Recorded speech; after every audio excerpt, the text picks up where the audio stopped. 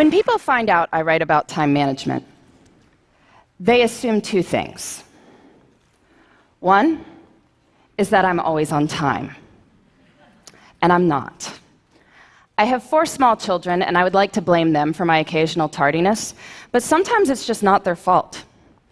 I was once late to my own speech on time management. We all had to just take a moment together and savor that irony.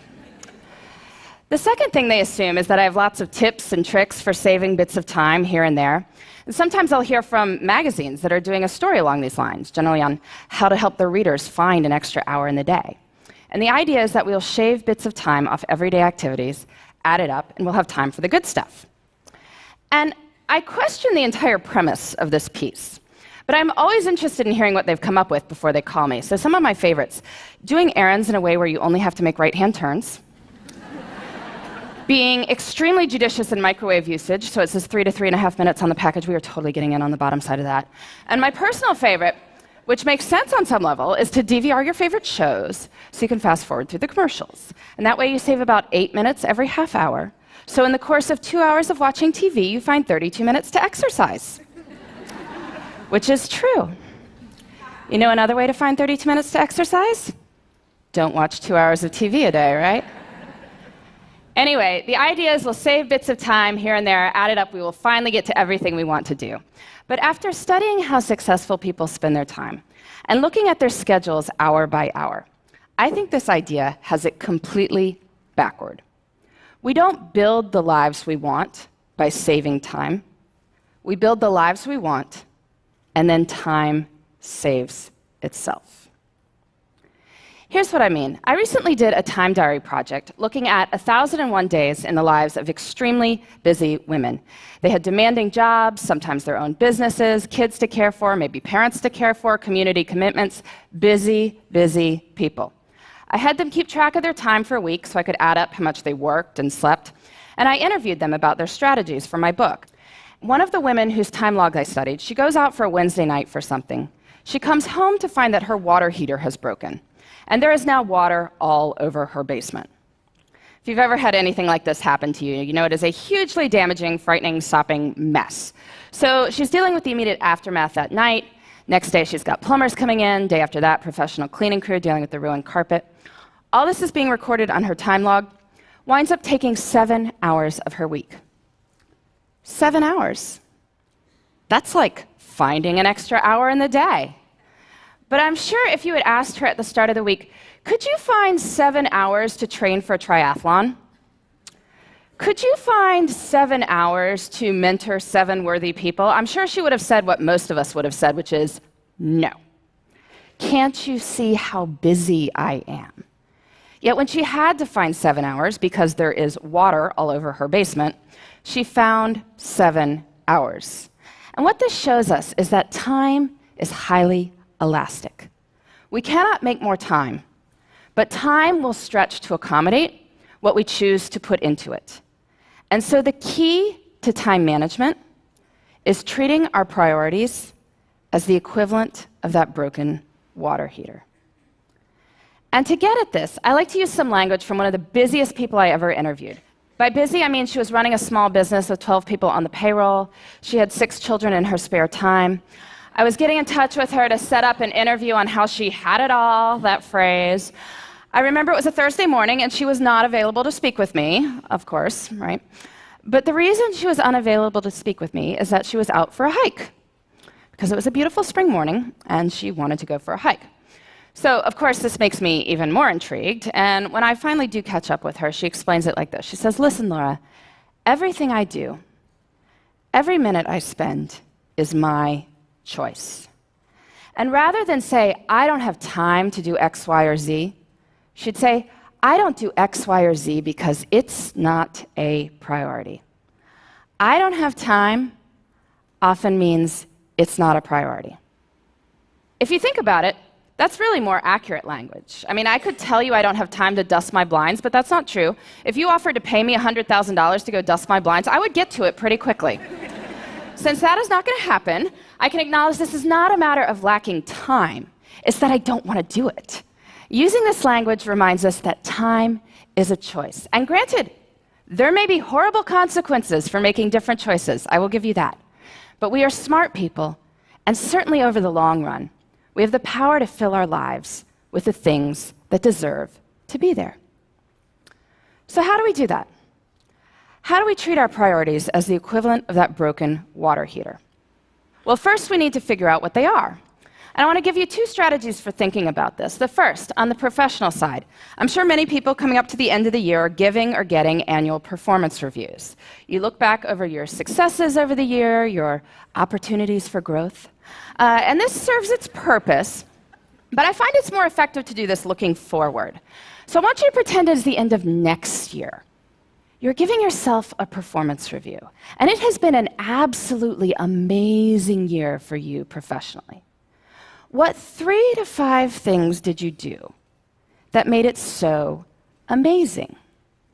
So you can write next year's performance review now. And you can do this for your personal life, too. I'm sure many of you, like me, come December, get cards that contain these folded up sheets of colored paper, on which is written what is known as the family holiday letter. Bit of a wretched genre of literature, really, going on about how amazing everyone in the household is, or even more scintillating, how busy everyone in the household is. But these letters serve a purpose, which is that they tell your friends and family what you did in your personal life that mattered to you over the course of the year.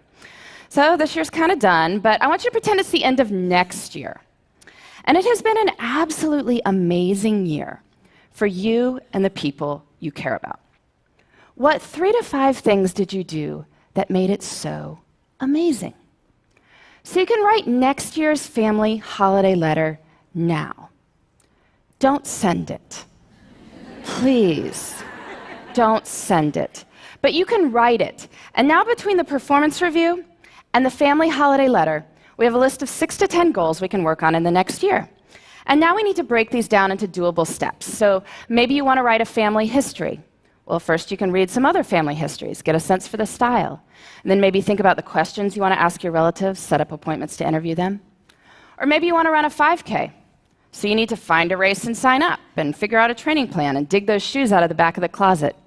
And then, this is key, we treat our priorities as the equivalent of that broken water heater by putting them into our schedules first. And we do this by thinking through our weeks before we are in them. I find a really good time to do this is Friday afternoons. Friday afternoon is what an economist might call a low opportunity cost time. Most of us are not sitting there on Friday afternoon saying, I am excited to make progress toward my personal and professional priorities right now.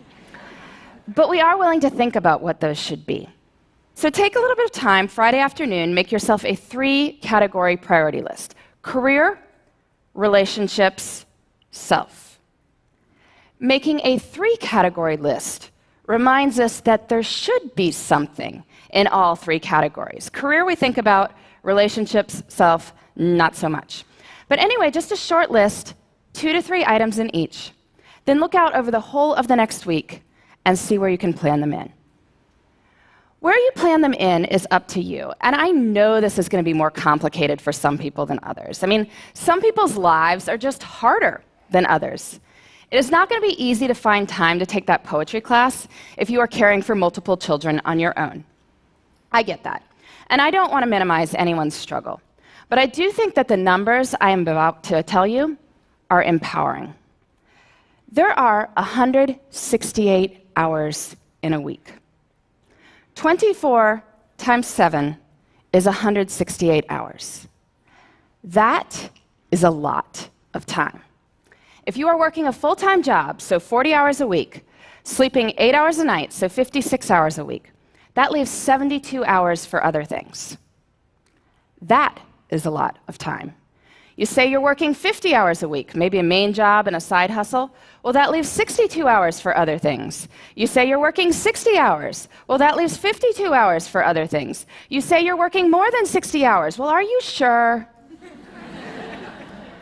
There was once a study comparing people's estimated work weeks with time diaries. Found that people claiming 75-plus hour work weeks were off by about 25 hours. You can guess in which direction, right? Anyway, in 168 hours a week, I think we can find time for what matters to you. If you want to spend more time with your kids, you want to study more for a test you're taking, you want to exercise for 3 hours and volunteer for 2, you can. And that's even if you're working way more than full-time hours. So we have plenty of time, which is great, because guess what? We don't even need that much time to do amazing things. But when most of us have bits of time, what do? Pull out the phone, right? Start deleting emails, or otherwise we're puttering around the house or watching TV. But small moments can have great power. You can use your bits of time for bits of joy. Maybe it's choosing to read something wonderful on the bus on the way to work. I know when I had a job that required 2 bus rides and a subway ride every morning, I used to go to the library on weekends to get stuff to read. Made the whole experience almost enjoyable. Breaks at work can be used for meditating or praying. If family dinner is out because of your crazy work schedule, maybe family breakfast could be a good substitute. It's about looking at the whole of one's time and seeing where the good stuff can go.